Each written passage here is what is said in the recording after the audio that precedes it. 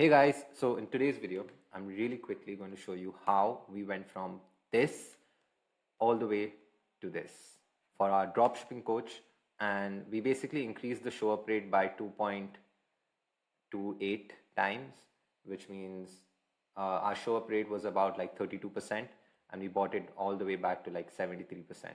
And how did we do this?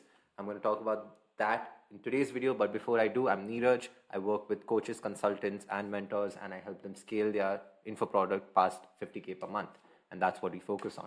And we do that by fixing these issues, getting more sales, more appointments, more leads.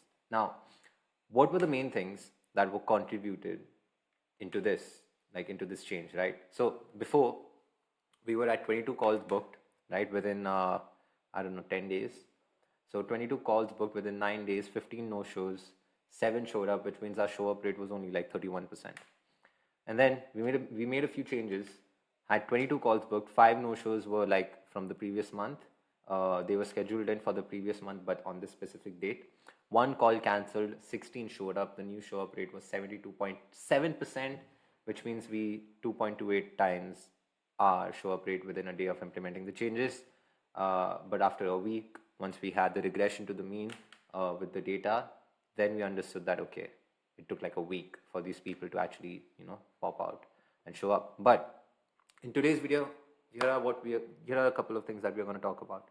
What were the changes we made, why it works, how to come up with unique strategies to fixing no-shows for yourself, or if you're a growth operator, you can do this for your clients, okay?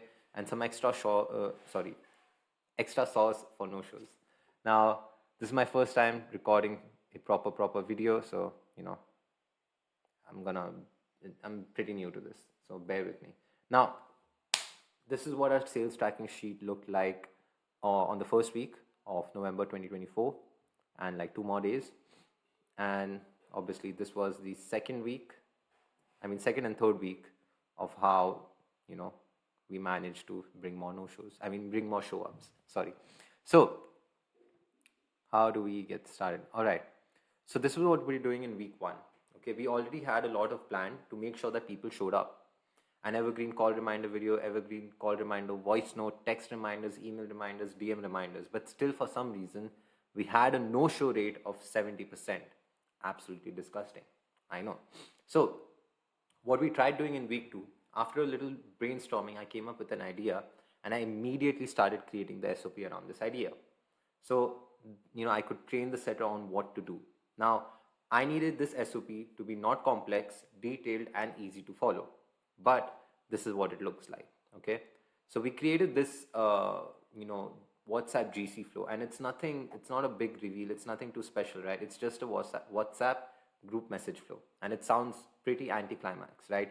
But we still did not see any results until week 2 was over, right? We had all of this set up. Now, one of the biggest mistakes we made over here was that the setter created the GC after having a conversation with the lead on the DMs, added the client, added the lead, added the closer, and the CSM. That's 4 fucking people just for 1 lead. So what happened in this case was there was an immediate disconnect with the client.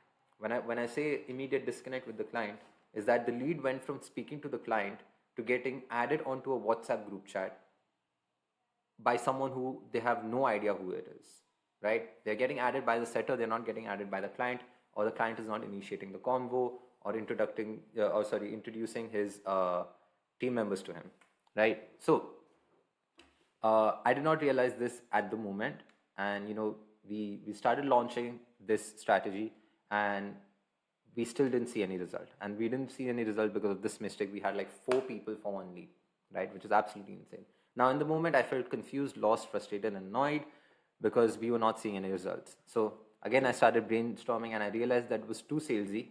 And the reason it was too salesy is because the client was not directly in communication with the lead after the lead booked in the call, right? Which is the biggest mistake. After the lead books in a call, you have to make sure that there's sort of a personal connection between the client and the lead so that these people show up. Now, that can be done through a VSL, that can be done through WhatsApp reminders, text reminders, email reminders, call reminders, doesn't really matter.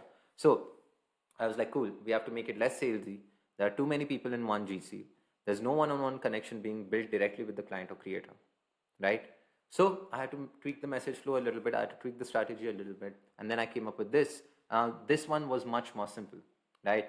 I asked my client to buy a new WhatsApp number, right? A new business WhatsApp number. Asked him to put his profile picture on that.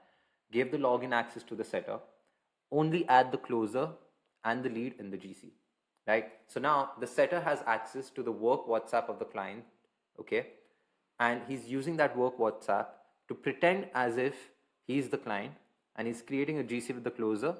He's introducing the closer first directly with the lead, and then he's sending over all the resources that we have to send over, like the VSL, the call link whenever the call is scheduled. So then I created another SOP just to share this with the other growth operating boys, and I know some of you are already watching this, so what's up? And drop me a hi in Discord if you're watching this, by the way. You know what I'm talking about. So I created this small checklist and flow, having a work WhatsApp number with client's profile picture, WhatsApp clone app, or any other phone to use WhatsApp in, lead list with all the leads that booked in. Now, obviously, this is for the people that have team members in the place. But if you don't have a team member and you have your own WhatsApp and you're closing people yourself, then follow this yourself. Just use your own normal WhatsApp, right? Now the flow was simple. The setter logs in through the work number on the clone WhatsApp app or through his another phone, whatever it is. Setter goes through the sales tracking sheet every day, no-show list. Setter messages all the leads on WhatsApp, reminds them of the call, sends the call link 1 hour prior via WhatsApp, the GC itself. Setter has some irrelevant convos with the leads to not give off salesy vibe. So always remember, you have to make these leads feel more human-like. The more the space grows, the more the online space grows, the more easier it is to actually win. And when I say more easier it is to actually win, is that if you are just 1% better than your competition, you will be 10 times ahead than them, right? And I mean this. So make sure after you book a call with a lead, you have some general conversation about them. Like, it can be anything. It can be any random. You can crack jokes. You can literally ask them about their family. Anything that's irrelevant to the sale, speak to them, make them feel like they're having a human talk to them, and have a back and forth conversation with these people after they book a call. Trust me, it increases the show up rate, and it also increases the likelihood of them closing. So after making these changes, what happened was we had this. Literally, it sounds so simple, right? Like we had two different roadblocks, right? First we had no shows, then we created a no show sequence for WhatsApp. It did not work. Then again we tweaked that sequence a little bit. We made sure the setter had the client work WhatsApp, and then it worked out, right? Over here, 73% show up rate. You can count the dates, you can count the calls. I don't really care. Everything is on this, okay? Now, to understand why this worked, right? Why did this flow work? Okay, and obviously you can pause this and go through this. I don't really care. We've already used this. And why did this work? Like, what are the main reasons that this worked? Now we're going to go through the main reasons. Now, hold on. I fucked up. Cool. After the convo got over on the IG, the setter created the GC using the client's WhatsApp work number, which was in Australia, +61 is the country code. Setter introduces the lead to the closer, pretending to be the client. Now, there was a direct, streamlined introduction and conversation between the lead and the closer, right? And there was a personal connection built, since it looked like the client personally saved the lead's number, and irrelevant convos played a factor to reduce the sales vibe. I hope that makes sense. Which means we had to be more human and treat the lead as a human.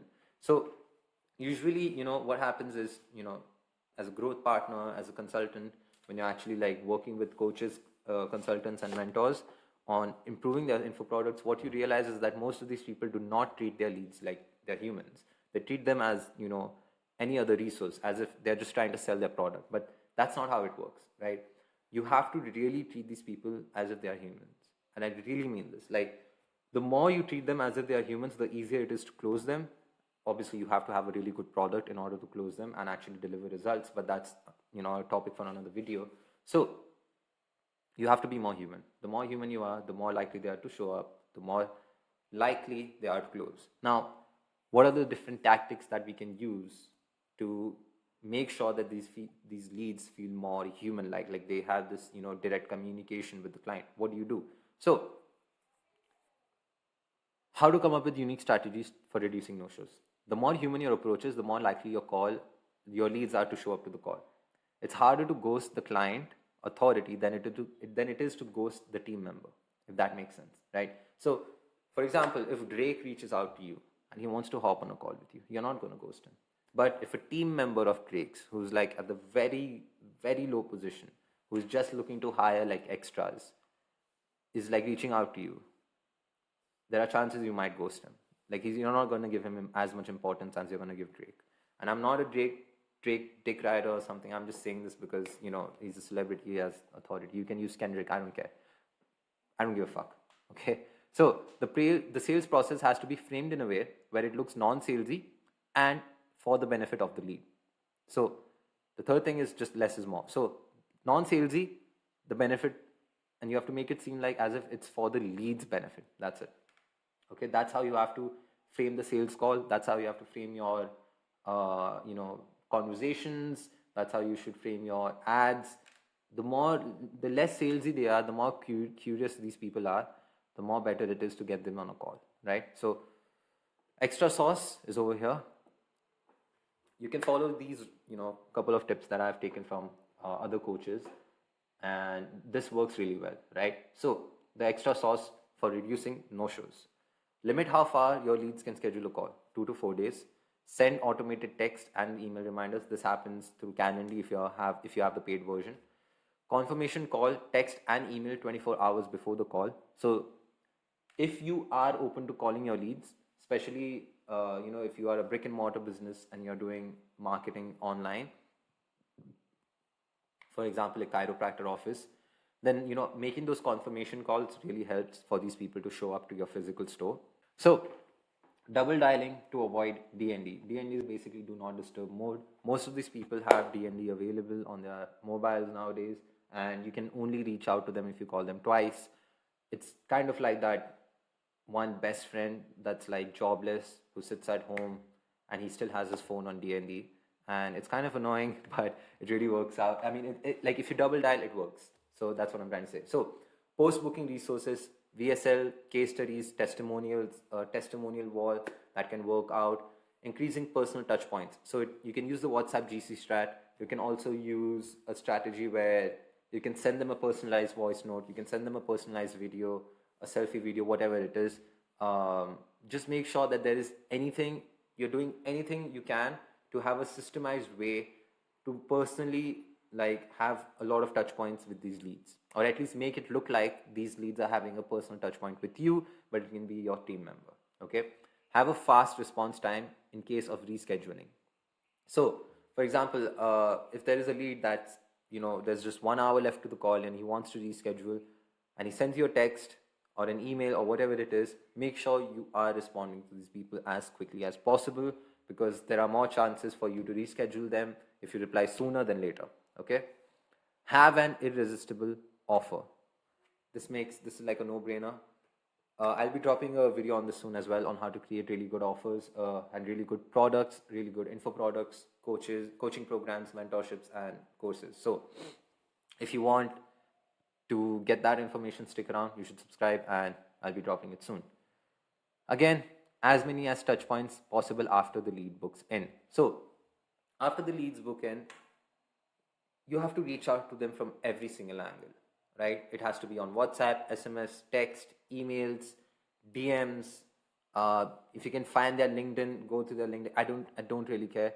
The more you reach out to these people just before the call, the more likely they're going to be hopping on the call. The main reason being, it's not going to be annoying for them for you to reach out to them, because you're just reminding them, and people love to be reminded more than they like to be taught. So what you need to do over here is, there's a familiarity bias over here that plays a big role as well, right? The more you watch something, the more you look at something, the more likely you are to trust it. So before the call, spam them, literally just spam them with reminders. If they booked in like in 2 days in advance, then every 12 hours, send them a reminder, literally. And then 1 hour before the call, send them one more reminder, literally. Like, I promise you, if you reach out to them like 4 times, 5 times, reminding them about the call just before the call, I promise, like, they're gonna show up. There's no reason why they shouldn't show up. Okay, I have a set a review call coming up very soon. Big things we're about to launch for a very good client of ours, and hoping to hit really high 5 figures per month. So I'll keep you guys updated about that case study. But once that's done, I'll make a video on that. So that's the extra sauce. Now, one last thing. If you're someone who's selling a coaching program, course, or mentorship of your own through your social media, and you want to scale to like 5 figures per month or high 5 figures per month, without worrying about running into obstacles like high no-show percentages, and just focusing all your time and energy into making content and delivering results for your clients, then you should schedule a call with me so I can make that happen for you. And it's the first link in the description. It's going to be a free call. Like, you don't have to bring your credit card, debit card, whatever it is. I just want to see if I can help you out. And if I can't help you out, I'll still give you some sauce that can help you out. So if that makes sense. Thank you so much for watching this video. And if you guys found this video a little helpful, drop a thumbs up, because that gives YouTube the idea that you like these videos are helping you out, and YouTube pushes out more videos like this to your homepage. Anyways, I had a great time chatting with you. Peace.